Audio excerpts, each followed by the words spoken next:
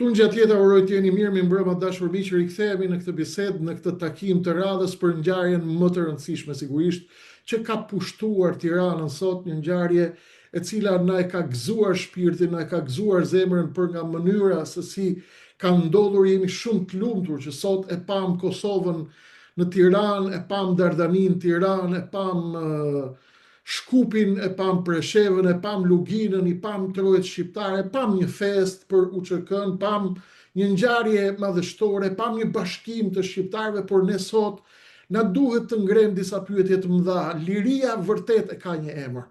Liria ka emrin e saj që nuk e ndryshon dot as historia dhe as kush në këtë botë, qoftë ai shqiptar i mirë apo një tradhtar i Shqipërisë dhe i shqiptarëve. Liria vërtet ka emrin e saj, mbase liria nuk ka vetëm një emër, liria ka shumë emra, por emri më i madh i lirisë pa asnjë diskutim është UÇK. Sot UÇK-ja i bashkoi shqiptarët, UÇK-ja na bashkon, Kosova na bashkon, Kombi na bashkon, Atdheu na bashkon, herojnë tanë kombëtar na bashkojnë, gjaku i derdhur për liri na bashkon. Por ne duhet ndalim dhe të pyesim, na bashkoi UÇK-ja, na bashkon UÇK-ja, por kush po na ndan? I bashkojnë idealet shqiptarët, i bashkon gjaku i derdhur për këtë troje, gjaku i derdhur për Kosovë, por kush janë ata që po na ndajnë?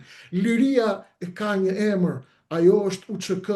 Por kush është emri i tradhtisë? Këto janë pyetje të mëdha, të cilat nuk do t'i bëjmë sot për të prishur festën, as për të prishur simbolikën, as për të prishur dasmën.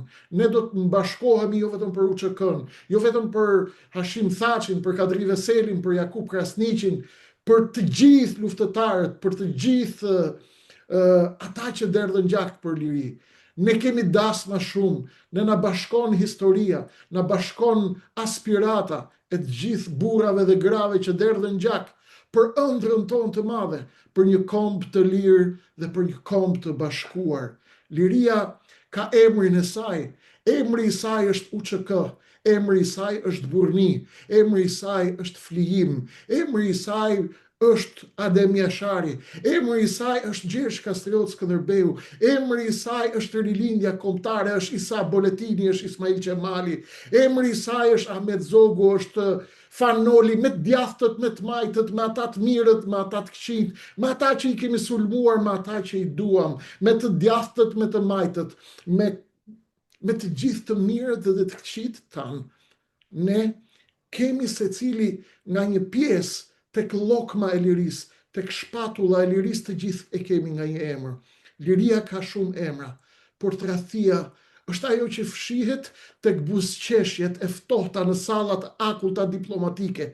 Është ajo e cila prodhon vepra, votime, vendime politike të mëdha, të cilat preferojnë të përshtatshmen ndaj asaj që duhet, por a është gjithmonë e përshtatshmja për atë që më nevojitet mua, apo duhet të luftojmë të gjithë si shqiptar për të mirën që i duhet Shqipërisë, Kombit dhe Dardanisë, i duhet shqiptarëve, kosovarëve, i duhet shqiptarisë? Këto janë pyetjet e mëdha.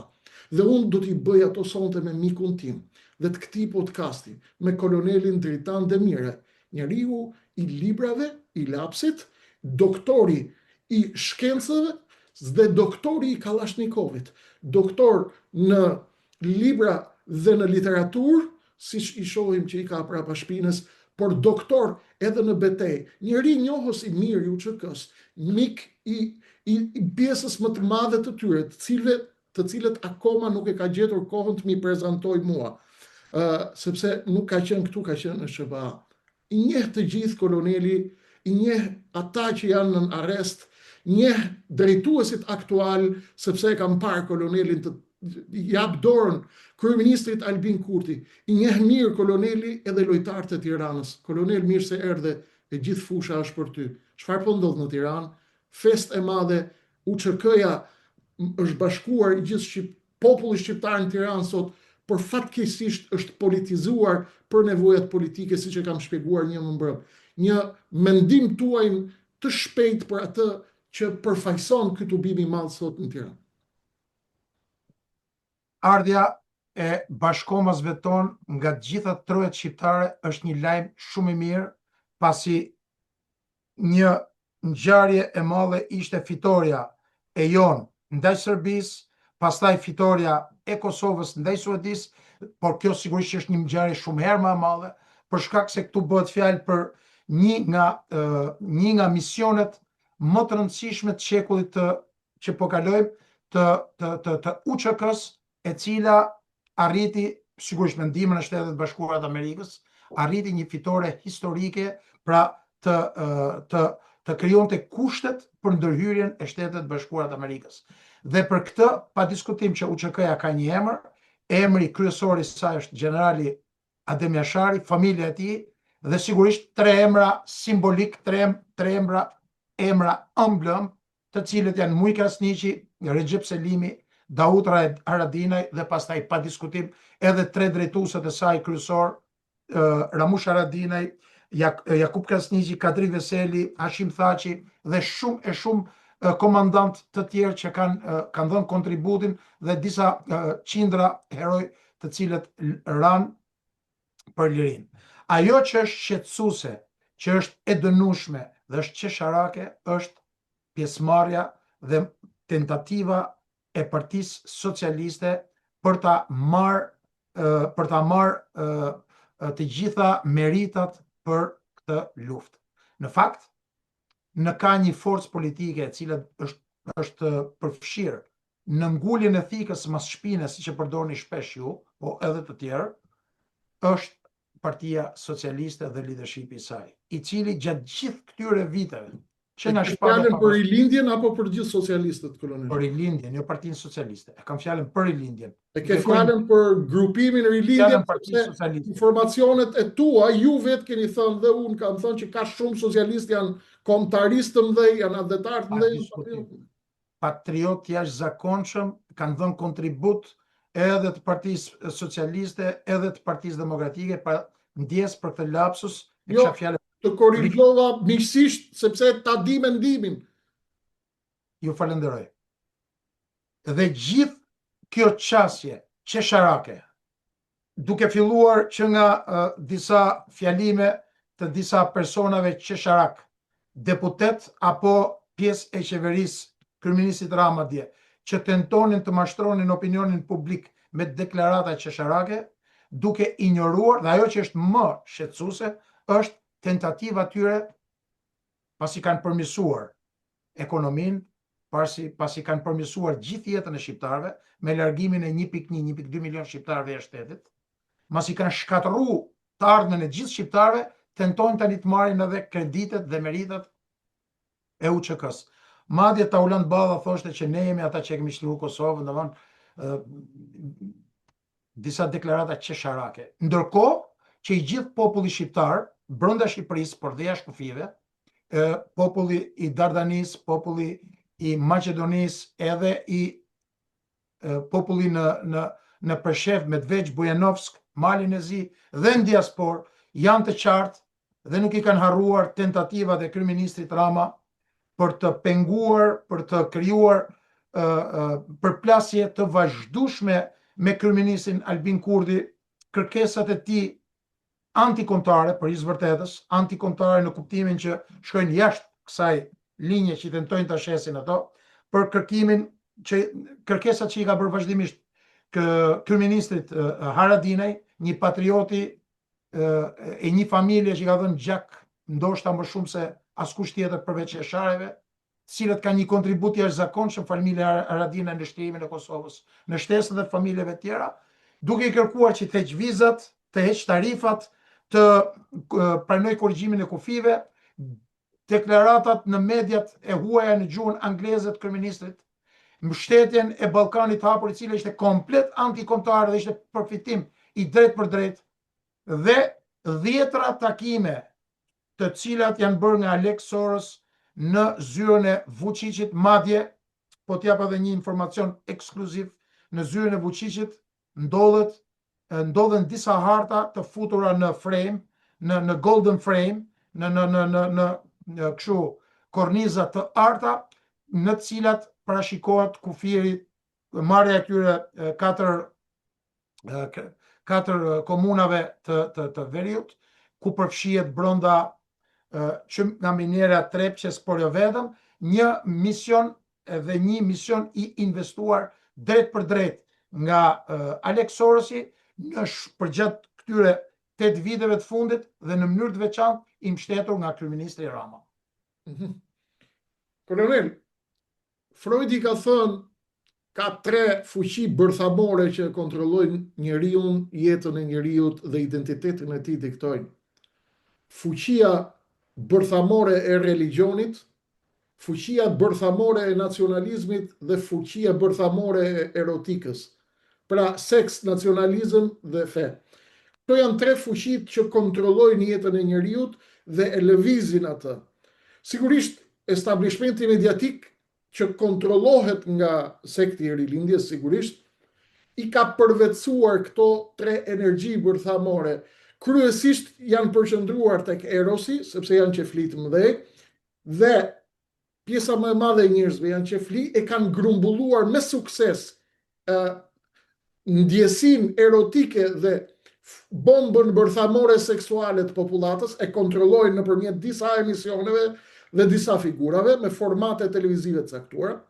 Kanë nisur të kontrollojnë edhe fen nëpërmjet disa klerikëve duke e bler religionin dhe duke ja nështruar atë versionit politik për të instrumentalizuar ndjesin dhe dashurin e njerëzve për Allahun, për Jezu Krishtin, për Muhamedin, për teqen, për kishën, për xhamin, e kanë marrë dhe këtë e kanë vesh kuqezi për nevojat djallëzore që fshihen në prapasken, dhe u kishte mbetur edhe nacionalizmi, e kanë përvetësuar dhe këtë duke grumbulluar.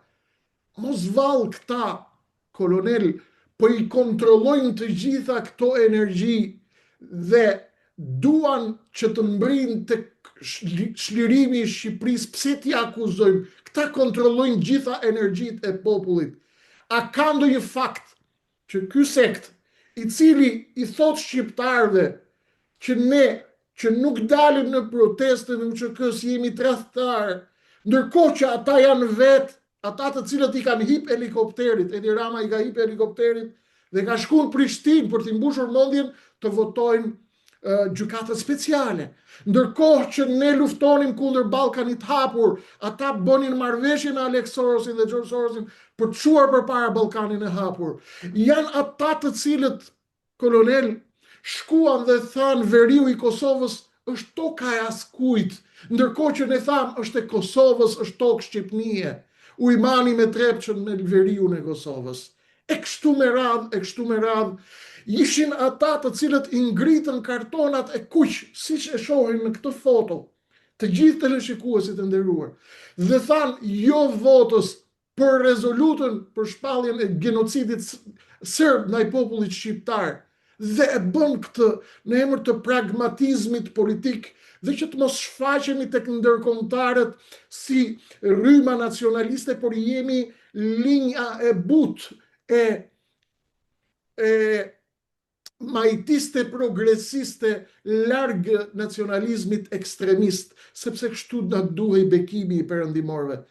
Kolonel, si guxojnë të bëjnë një teatër si ky, ndërkohë që nuk kanë lënë asnjë thik pa ngulur me fakte dhe me prova? Si guxojnë ata t'i thonë shqiptarëve që tradhtia ka emër tjetër dhe liria ka emër tjetër? Ku e gjejnë këtë guxim? E gjejnë këtë guxim se janë bitë e atyre që morën pushtetin në 44-45, të cilët ishin skllevrit dhe shërptorët e Jugoslavëve.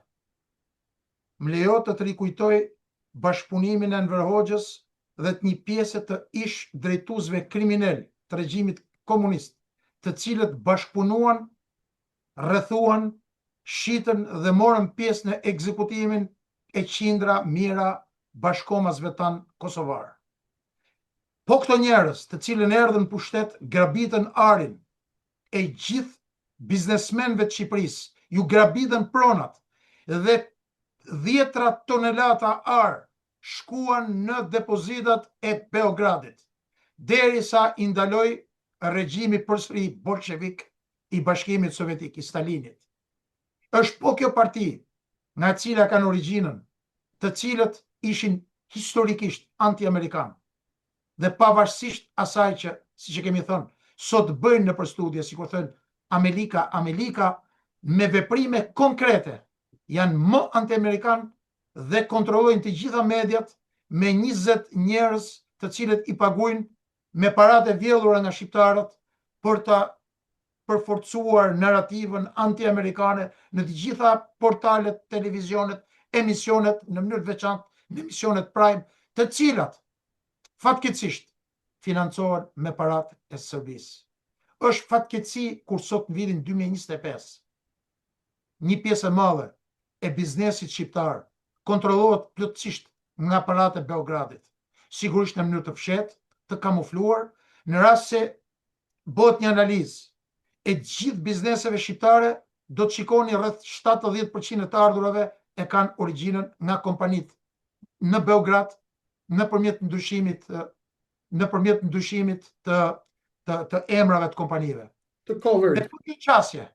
Po kjo qasje e cila dështoi fal aktivizimit të diasporës shqiptaro-amerikane dhe për këtë marrë përgjegjësinë më të madhe.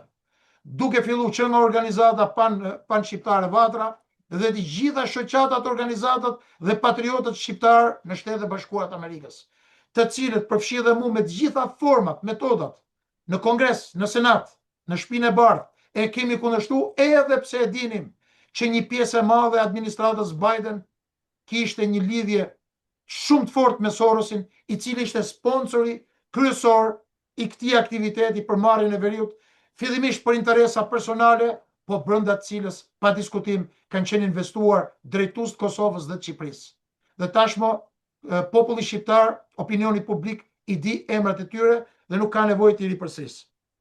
Ajo që vlen për të theksuar janë ndërmarrja e një sër masash nga kryeministri Kurti, i cili kurdoherë kur ka qenë e nevojshme për të dalë kundër ndërkombëtarëve, ka qenë i gatshëm, ka pas guximin, integritetin, dinjitetin për t'i kundërshtuar kërkesat e tyre, pasi shpallja e kërkesave për njohjen e komunave me shumicë serbe do të thotë dorëzimi i sovranitetit të bosnjëzimi i Kosovës.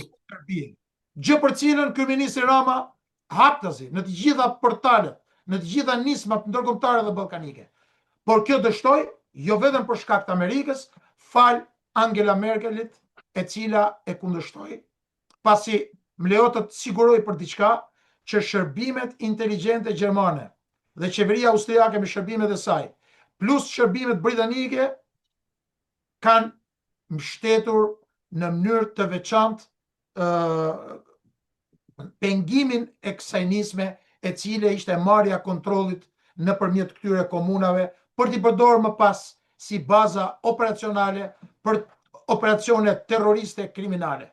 Dhe është pikërisht vendosmëria e kryeministit Kurti, i cili nëpërmjet masave drastike mundsoi kontrollin e gjithë territorit dhe dështimin e tentativave për të organizuar sulme terroriste, pasi më duhet të them që përpara kohës kur ai ishte kryeministër, në territoret e veriut vepronin lirshëm që nga grupi Wagner dhe 4 grupe tjera të lidhura drejt për drejti me BIA-n, me Ministrinë e Brendshme, me Ministrinë e Mbrojtjes dhe me gjithë establishmentin asaj që njihet si bota serbe. Fatkeqësisht me përfshirjen e një pjesë të madhe edhe të spionëve të agjentëve të Shqipërisë dhe të spionëve të agjentëve të Kosovës, që janë me një shumicë të jashtëzakonshme fatkeqësisht në territoret tona. Kolonel, falenderoj. Më hape 2 tema shumë të rëndësishme dhe për këtë arsye unë do të bëj 2 pyetje dhe kam nevojë për përgjigje shkurt, telegrafike. Ju i keni njohur, sipas informacioneve të mia, edhe zotin Thaçi, Kadri Veseli, Recep Selimin, Jakub Krasniqin, Haradinajt, miqt, ju kam parë, jeni takuar edhe me zotin Kurti e kështu me radhë. Sigurisht ne i shohim nga Tirana, ne i kemi vëllezër të gjithë dhe në dimensionin e luftës për kombin ton ne jemi të gjithë bashkum edhe kur jemi kundër në politik. Në politik ne mund të mos bijem dakord me njëri tjetrin, në majtizëm, djathtizëm, në mënyrën si e shohim këndi, por Shqipëria, Kosova në bashkon. Çfarë mund t'i themi shqiptarëve, kolonel, si njihni ju ata 4 që janë atje pas hekurave dhe Albin Kurti që është në Prishtinë, se këta Tiranës e mora vesinja. Duke qenë se kam një rrjet shumë të madh mbështetësish në Republikën e Kosovës, tek vëllezërit tanë në Kosovë dhe në Maqedoni, nuk do të dëshiroja të futesha në komente politike, por më duhet them që tre miqtë e mi më të ngushtë në Republikën e Kosovës janë Recep Selimi, Davut Haradinaj, Ramush Haradinaj, të cilët së bashku me Thaçin, së bashku me Veselin, me Krasniqin dhe me dhjetra drejtues të tjerë i kërkojnë ndjes një pjesë të madhe të miqve të tjerë. Jo, unë do të kërkoj ndjes sepse unë të futa në këtë rrugicë që nuk ishte rrugica ku doja t'ju fues në fakt. Kanë dhënë një kontribut të jashtëzakonshëm. Sigurisht, kryeministri Kurti drejton, është një kryeministër në detyrë, ka fituar 3 palë zgjedhje, është në pritje të mandatit të tretë.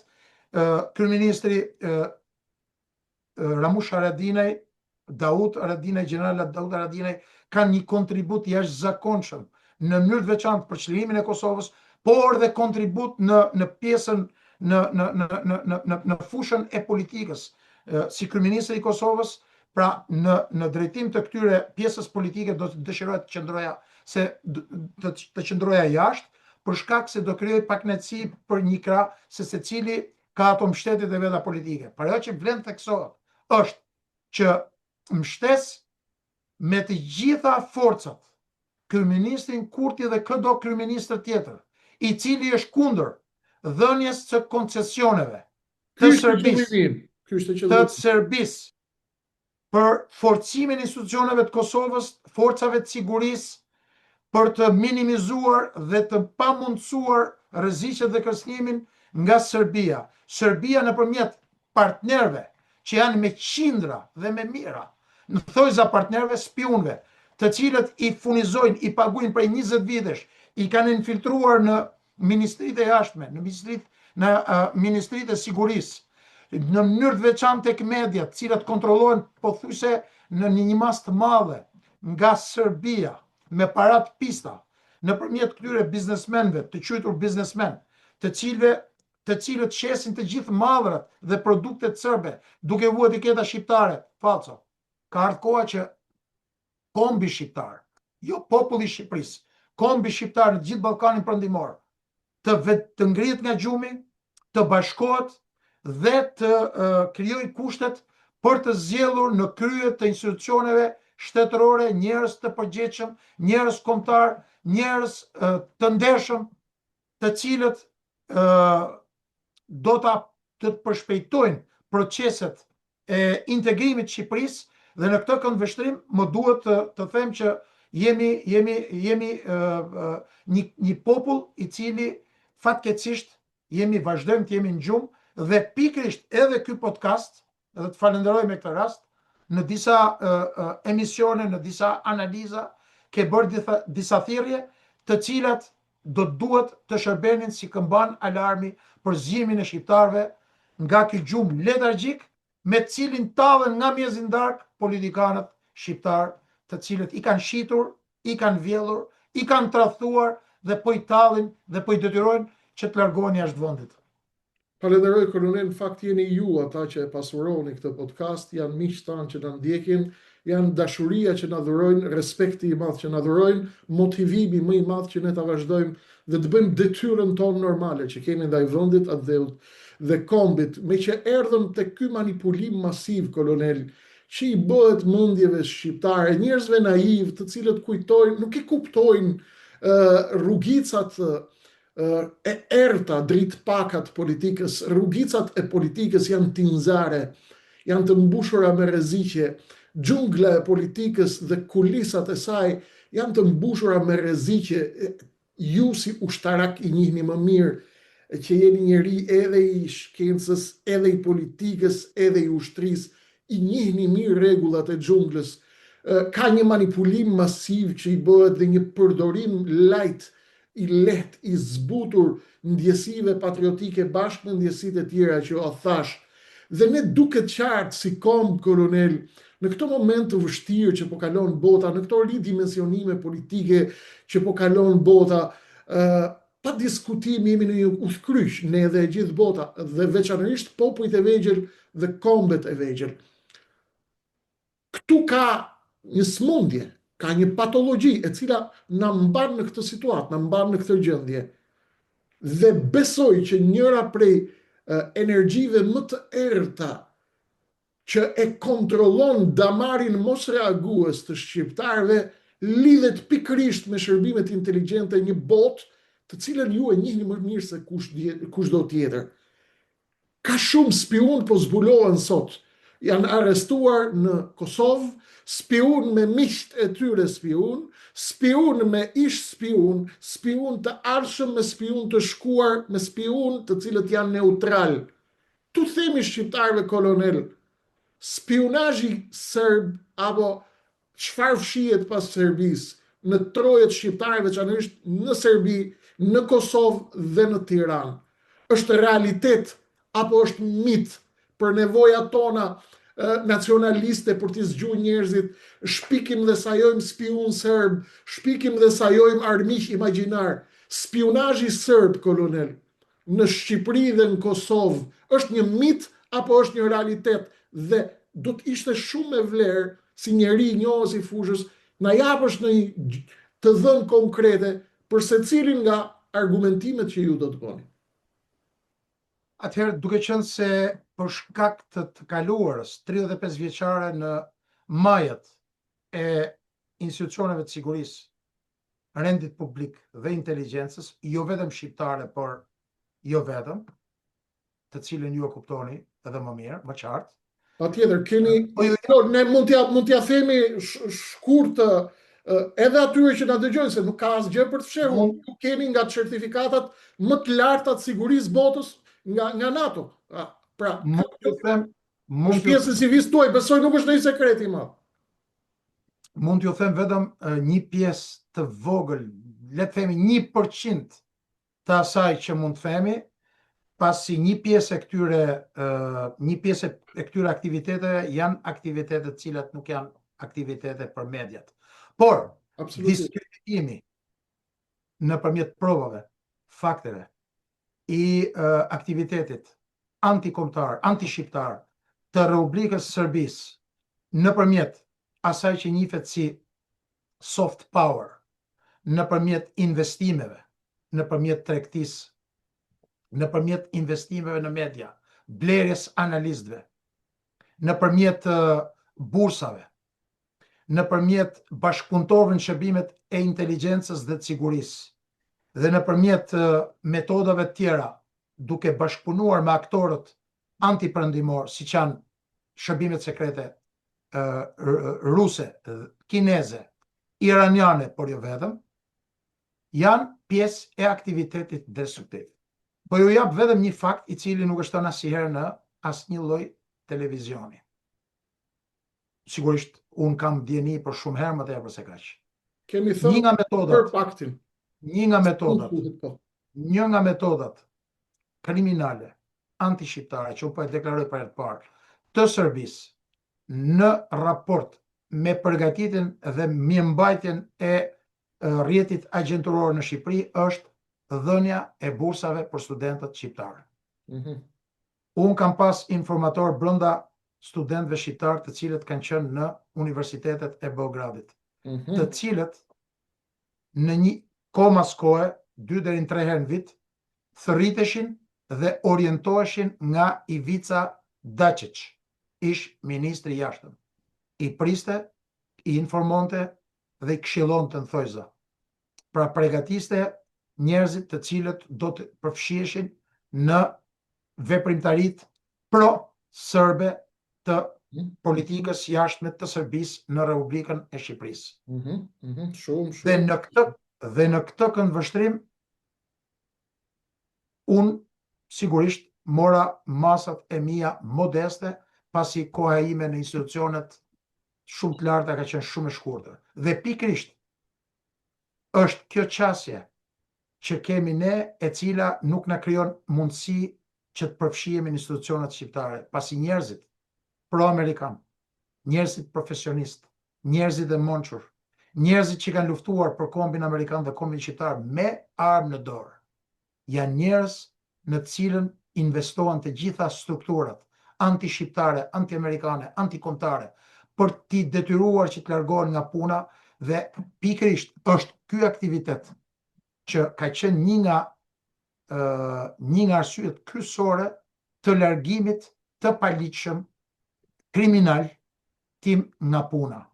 Ndërkohë që isha një nga ushtarakët më të vlerësuar dhe të dekoruar në historinë e ushtrisë shqiptare. Dhe këtu e mbyllim këtë çështje. I ke thënë gjitha me këtë, kolonel. Nuk ka çfarë argumentosh më. Të gjithë kush ka mundësi me bënë i gjë. Kam thënë me emër, ministri i jashtëm, i priste në zyrë. Mund të them edhe shumë tjera, por nuk janë. Mbriti mesazhi. Njerëzit kuptojnë me shenja, të mençurit kuptojnë me shenja, kolonel, ndërsa më pak të mençurit shpresojnë do ta bëjmë betejën. Kjo dritare prandaj është betejë vetëdijsimi. Ne nuk jemi dritare lajmesh. Lajmi sjell BBC-ja. Informacionet. Lajmet i sjell Al Jazeera, BBC-ja, i sjell Washington Posti, i sjellin New York Times, i sjell Fox News. Ne po përpiqemi që të bëjmë një betejë të ngacmojmë zgjimin e aq shqiptarie sa ka ngel, që të kuptojnë miqtë tanë nga Shqipëria, nga Kosova, nga Maqedonia e Veriut, se sa e pisët është kjo loja e maskimit me UÇK, me shqiptari, dhe ajo që ne kemi ulëritur natë për natë, kolonel, kujdes se kush maskohet me nacionalizëm e patriotizëm, kujdes se narrativa nacionaliste kontrollohet përgjithsisht nga dora më anti-shqiptare për të vjedhë tinëzisht emocionin më të pastër, më të kristalt në botë, që është atë dhe dashuria, lidhja e shpirtit me tokën, me varret e prindërve, me të gjyshërit, me të shkuarën, me tashmen, ëndra më e madhe e çdo njeriu është dheu i vet, toka e vet. Dhe ju jeni një nga shembujt, jeni në Amerikë sot, dhe ju jeni atje jo sepse ju pëlqen Texasi, apo Michigani, apo Washingtoni, apo New Yorku, sigurisht ato janë shumë të bukura, dhe atje patjetër mund të bësh ndoshta një jetë më komode se në Shqipëri, por jeni atje sepse ju nuk keni mundur të jeni dot këtu, kolonel, dhe ne që po qëndrojmë dhe po mbahemi me thonjë, derisa të na lënë thonjt, ndoshta përfundojmë atje ke ti një ditë, apo diku tjetër, nuk ka rëndësi ku, sepse anti-shqiptaria e veshur me gjakun kuqezi, e maskuar tinëzisht me nacionalizëm dhe patriotizëm, por me një thik të helmuar kundër Shqipërisë, kundër Kosovës, kundër Trepçës, kundër Ujmanit, pro Zajetnicës, pro Ballkanit hapur, pro shkëmbimit territoreve, pro veriu Kosovës, pro në askujt, dhe ne me gjithë këtë betejë, në betejën e vetëdijsimit, ham dhe përballemi çdo ditë me helmin e atyre që na thonë o tradhtar, sepse ju nuk vini protest, sepse ne do dalim për kombin, për UÇK, sepse populli është i manipuluar, kolonel. Është shumë për të folur, shumë për të diskutuar në këto kushte që gjendet rajoni, kolonel.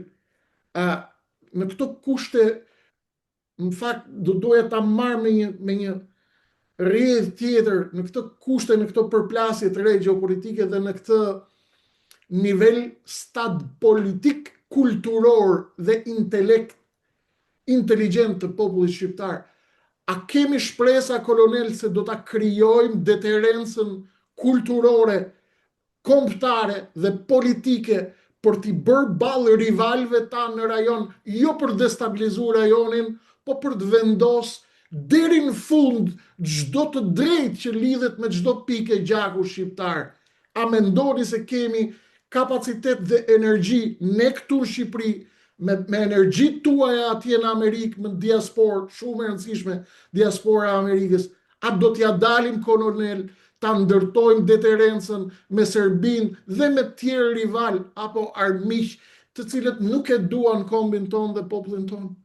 Pa diskutim që po, Dhe për sa të jemi gjallë, do të vazhdojmë me gjithë forcat dhe mundësitë për t'i diskredituar, për t'i raportuar, për t'i penguar dhe për t'i demaskuar, jo vetëm në media, në televizione, sepse një pjesë të madhe të kanaleve televizive në Kosovë, në Shqipëri, në prime time, me analista, me pronar mediash, të gjithë i shërbejnë Serbisë. Të gjithë pothuajse i shërbejnë Serbisë.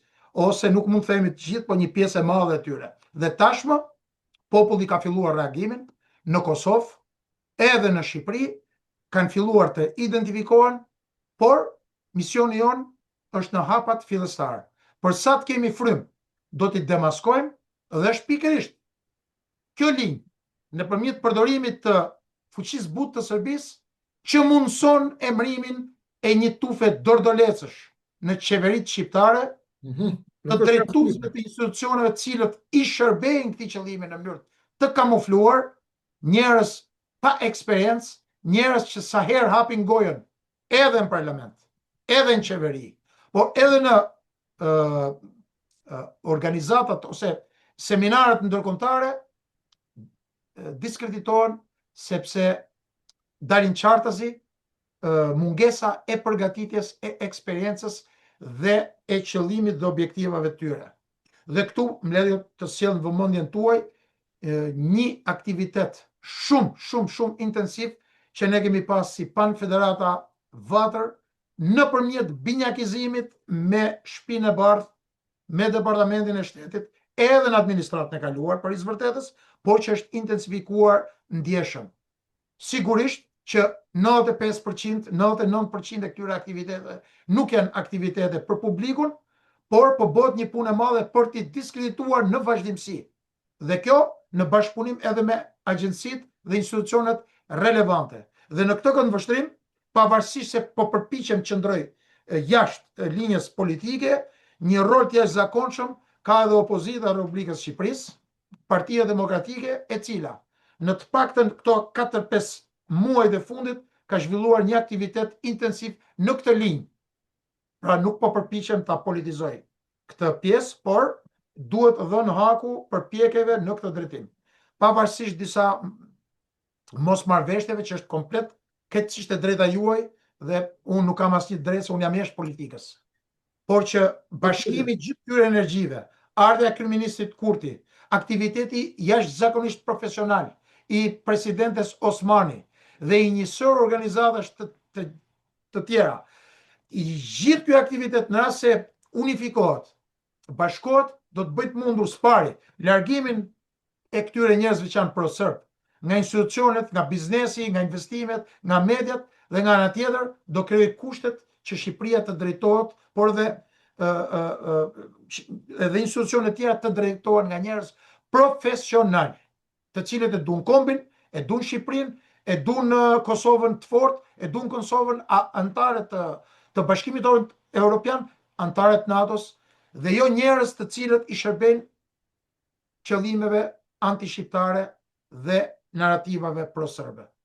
Po, kolonet, falenderoj. Unë fakt kam qenë nga njerëzit që shpesh është perceptuar si një Don Kishot që lufton me mbullitë e erës, pikërisht për faktin se unë kam menduar se PSD janë një lloj këtu në këtë vend.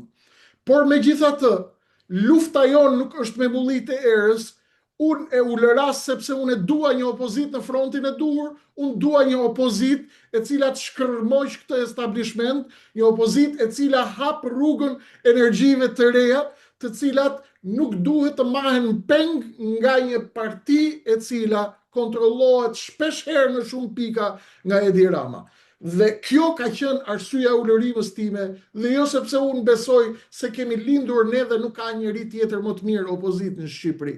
Unë kam besuar fuqimisht që ka energji edhe brenda opozitës, por këto energji nuk po lejohen që të kanalizohen dhe të rrjedhohen në lumrin e dur, në vendin e dur, në kanalin e dur dhe të shkojnë atje ku duhet që Shqipëria të shohë një lloj drite jeshile. A kemi miq?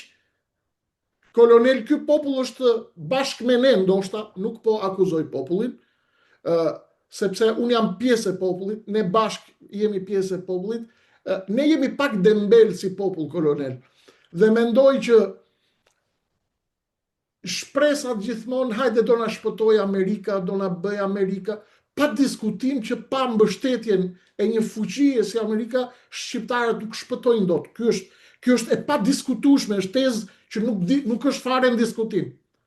A kam miq atje për shqiptarët, kolonel, përveç punës që do të bëjnë shqiptarët?